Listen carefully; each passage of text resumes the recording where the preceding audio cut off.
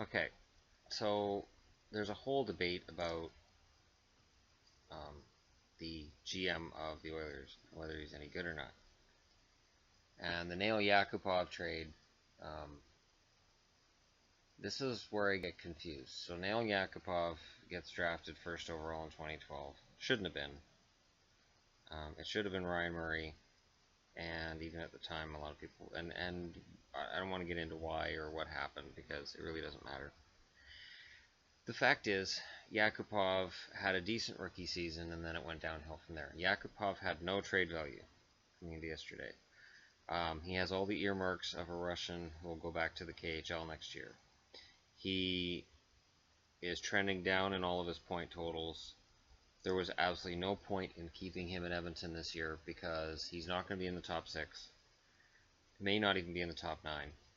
And so you've got a guy who's going to probably sit on the bench and wait for an injury, or sit up, in one of the private boxes and watch from up there, or potentially get waived and sent to the minors.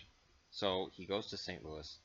They get a 3rd-round pick, and for people who think back to the draft, that's what the Oilers were asking for in the first place, was a 3rd-round draft pick for Yakupov. St. Louis was in a position where they believed they were getting Vladimir Sobotka back. The agent said they were.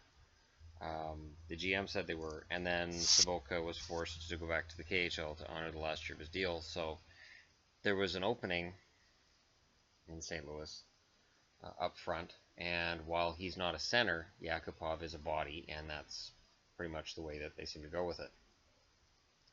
I don't know that it's a big deal. See, Yakupov has been, to this point in his career, a flop as a number 1 pick. I don't think I'm talking out of school to say so. And for people to say, well, maybe he would have picked it up or fixed his game. Well, Daig never did. Once Stefan started going south, he never did. And those guys both had good rookie seasons. Even Brian Lawton played okay for a while and looked like he was going to develop into something, and then he never did. So, to say, oh, well, his value could have gone up if. Yeah, but how long do you want to sit on it? Now, do I agree with bringing in Chris Russell? No. But do I think Peter Chiarelli is a bad GM? Absolutely not. So what I've done is I've loaded up a page here, which seems to be bogging down my computer, and I hate that. But what I'm looking at here is every trade that Chiarelli made as a GM for the Bruins. His first trade, this is November 13, 2006. He grabbed Chiarelli from the Ducks in exchange for, and with the Ducks' option to swap 2008 4th-round picks. The Ducks got 2007 or 2008 3rd-rounder, Maxime Mason, who they drafted, and then the swap thing. So no real win there. I mean, Chistov was worth a flyer at the time. Philippe Sauvé was grabbed, a goaltender, and the Arizona Coyotes picked up Tyler Redenbach, so nothing there. Future considerations go to Boston, Brookbank, nothing there. So trades, nothing major, no big deal, nobody got hurt. All made in the period of a week. So this is Chiarelli getting comfortable with the team, making moves that he feels, will make it the kind of team that he wants them to be. Now looking at the next page, this is just awful. My computer's been running this whole day. Before I left, I was hoping that I rebooted it tonight, that'd be better. Okay, so into deals here. Boss acquires a 3rd-round pick from St. Louis, from Stastny. Stastny never anything with the 3rd-round pick. Boss the conditional 3rd or 4th-round pick from Capitals, and Brody with that for Milan. They then acquire, this is now on February 3rd of 2007, they grab Brandon Boski for Chris Versteeg, a conditional 3rd pick if Bochenski plays 80 NHL games between the day of the trade of the 07-08 season, which he didn't. Now, you can listen and say, oh, well, clearly they lost this. Bochenski had so much potential, and I liked him as a Bruin, and Versteeg hadn't shown anything to that point. So this was good scouting by Chicago, understanding what they had with Bochenski and being able to move. Then February 10th, 2007, the Boston Bruins acquire Andrew Ferrant and Chuck Kobasu for Wayne Primo, Brad Stewart, and a 4th round pick that turned out to be TJ Brody. You can't get mad at that pick becoming TJ Brody and go, oh my god, Bruins screwed up. Because Ferentz played a big part in the Stanley Cup win. I'm a Bruins fan, he did so. Trading off Wayne Primo, no loss. Brad Stewart never fit in as a Bruin, it was fine. And Kobasu was a pretty decent Bruins forward as well. February 27th of that year, they picked up Aaron Ward from the Rangers, or Paul Mara, no big deal there. February 27th of that year, they picked up Dennis Wideman for Brad Boyes. That was a deal that I found baffling, absolutely baffling. Now this one's going to sound bad. May 16, 2007, Adam McQuaid goes to the Bruins from Columbus for a 5th round draft pick, which turned out to be Jamie Benn. Think about it. That pick was traded by Columbus to Dallas and became Jamie Benn. Oh, the Canucks just scored, so they're up 3-2. Oh, Granlund got the goal. That's because it's preseason, so it doesn't matter. So, yeah, the Bruins traded a draft pick that became Jamie Benn, but there's no guarantee they would have drafted Jamie Benn at 129th anyways. 129th? Jamie Benn was drafted that late? I thought he was a 2nd rounder. Thinking of somebody else.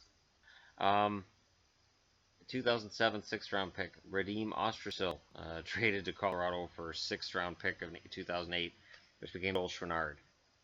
Fantastic draft pick swap there. And then they did another draft pick swap with Chicago. They picked up Tommy Cross, who played a handful of games, for draft picks that became Bill Sweat, here in Vancouver, and Maxime Tanguay. Then Bruins on July 1st, 2007 picked up Manny Fernandez for Peter Kalis, and a draft pick that became Alexander Falstrom.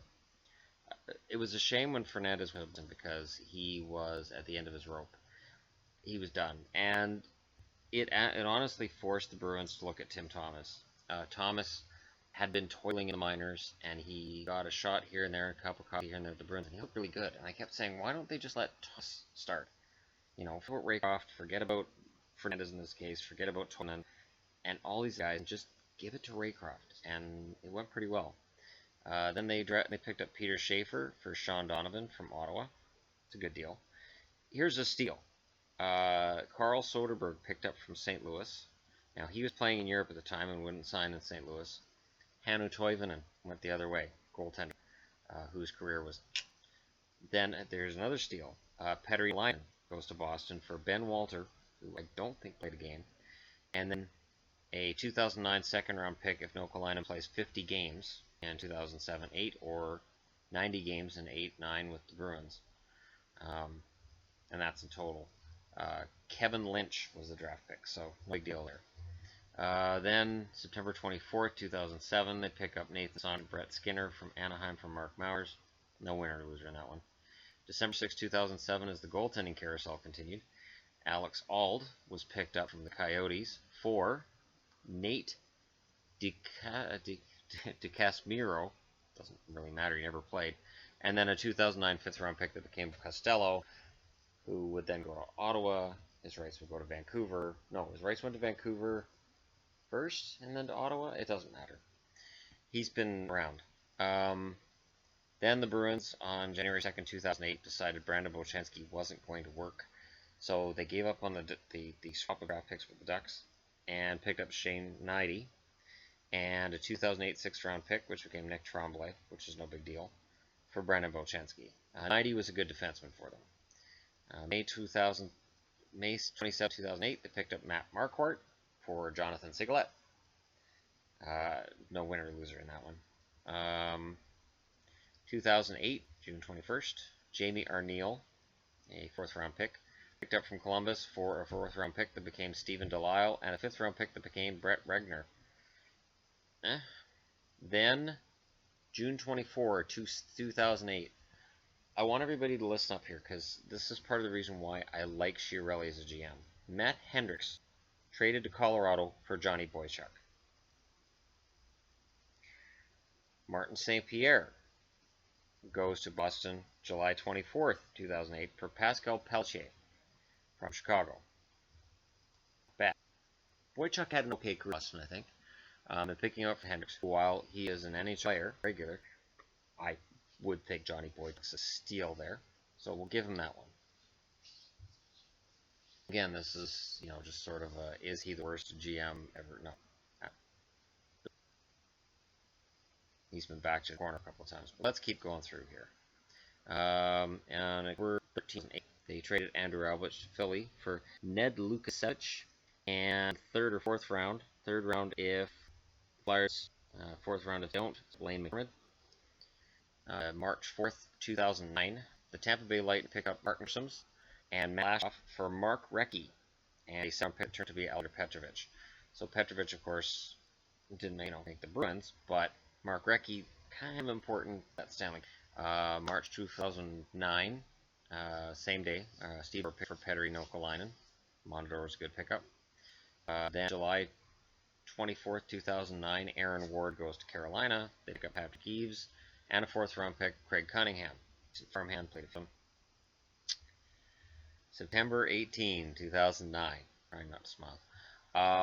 Phil Kessel goes to the Leafs for draft picks. They turned into Tyler Seguin, Jared Knight, and Dougie Hamilton. Yowzers.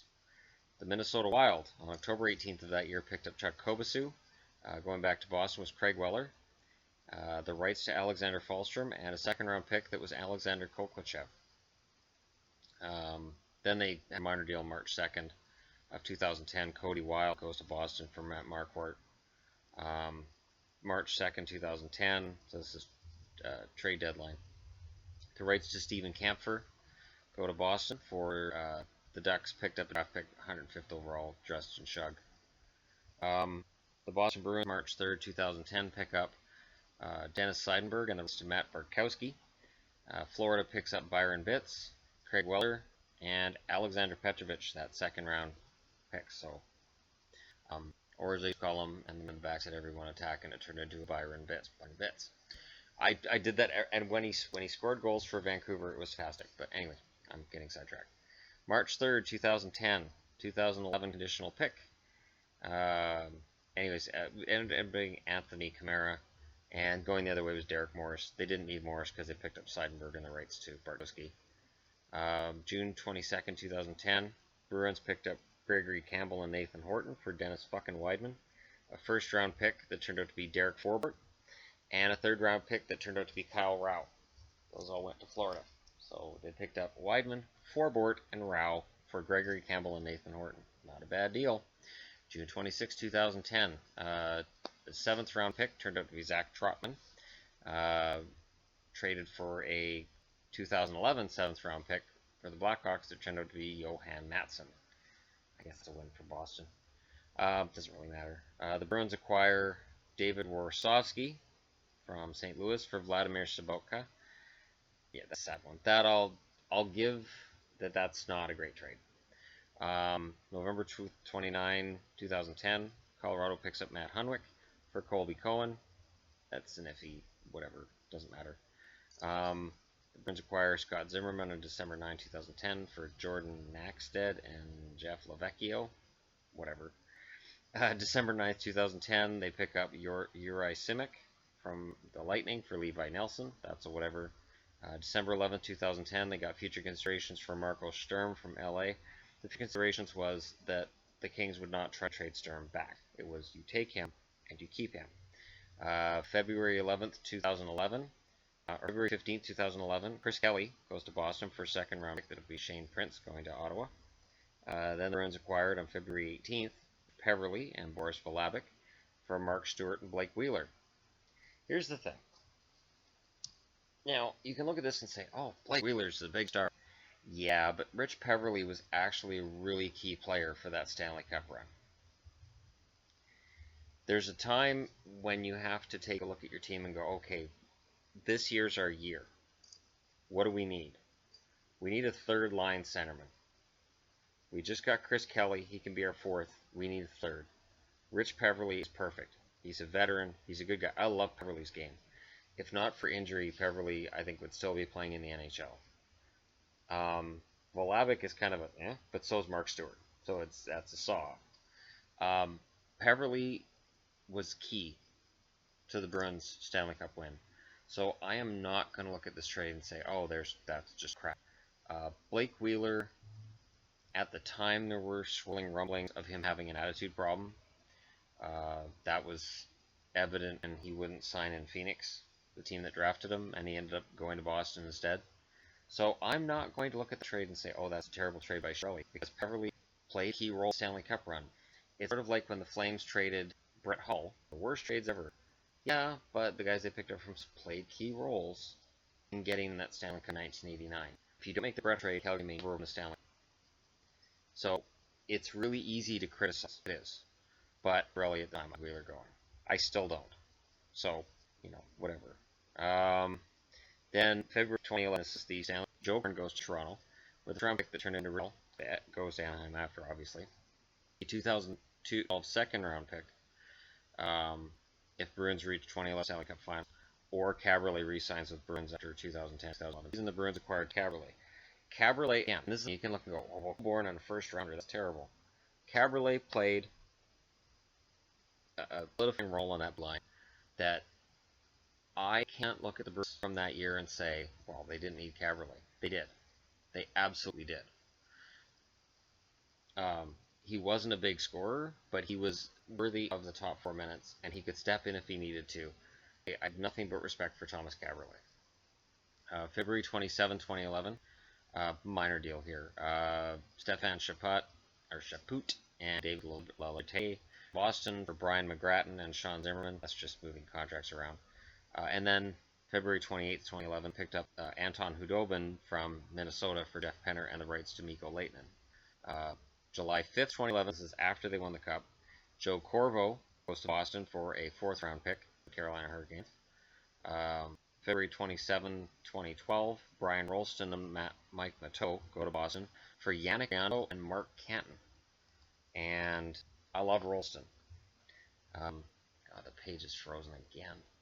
Greg Zenon, February 27, 2012, goes to Boston for Steven Camper. And then the Islanders acquire Yuri Alexandrov on March 20th of 2012 for future considerations. So, and as I said, the page has frozen. It's so frozen, it doesn't let it go. Let it go. And that's the thing. Like, you can look back on stuff that's happened in Boston and say, oh, he's a terrible GM. But that's not true. He's not a terrible GM. He's a good GM. And you can look at what he's doing in Edmonton and say, oh, it's terrible. Well, here's the thing. And this is the thing. I've always had this problem. I had this problem on the Canucks message boards, and I still have this problem online now.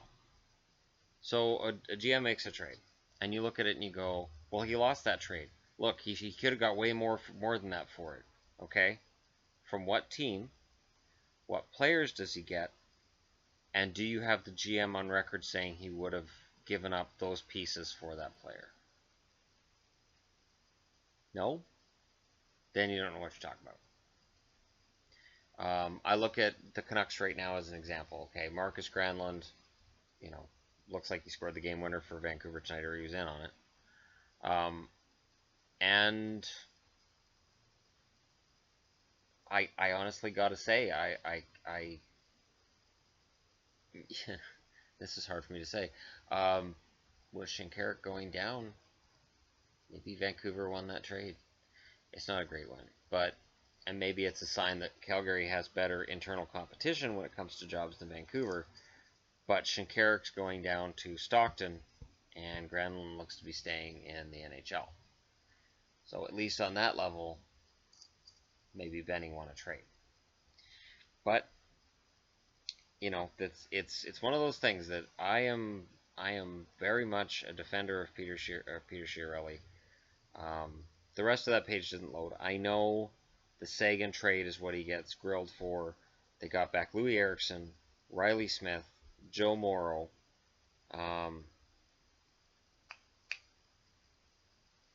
And it doesn't matter. And Louis Eriksson played relatively well. Riley Smith got kind of booted out of town early. And Joe Morrow, decent number 7 defenseman. Maybe eventually he becomes a top 6. But I just don't see the hate. Like, a 3rd round pick was the price for Yakupov, and that was known right from the draft. But remember Bob McKenzie saying 3rd round pick gets Yakupov and nobody's biting. So it was just a matter of waiting for a team to get desperate enough. St. Louis got desperate enough. So anyways, I hope this isn't as jumpy as it could be, because that page was really sucking up a lot of the juice on this computer. I can't wait to get the new computer. That's going to be fantastic. Anyways, thanks for watching. I will do more recording soon. And, you know, I just, Chiarelli's a GM that I like, and I think he gets a lot of flack. I mean, if you look around at GMs right now, I mean, which GM gets praised? Florida's, Chicago's, Tampa's. It's pretty much it, right? Like, every other GM in the league apparently just sucks. We're all smarter than they are. I'm as guilty as anybody else. But, you know, it's like I used to say on CDC, show your work. Show me what you're going to do. Show me where you move the guy, what you get for him, and prove that the GM would be willing to make that move on both sides. Show me. And in most cases, people can't because they don't know. You know, if Chiarelli believes in Larson, you know what? I trust him. You know, he traded Blake Wheeler, who's now a top 10 scorer. He wasn't when we traded him. And he got back Rich Peverly, who 5 years ago was a pretty damn good 3rd line center. And that's what Boston needed. If Boston had kept the rest of those players together, they don't win a Stanley Cup. And they're not a contender now either. Blake Wheeler hasn't played on a contender. So, you know, I can understand that he scores points, but my contention with Wheeler when he started scoring points was, well, if he was in Boston, he wouldn't be getting as much ice time as he's getting in Atlanta, now Winnipeg. So, you know, there's a lot of factors in why a player suddenly becomes a big-time scorer.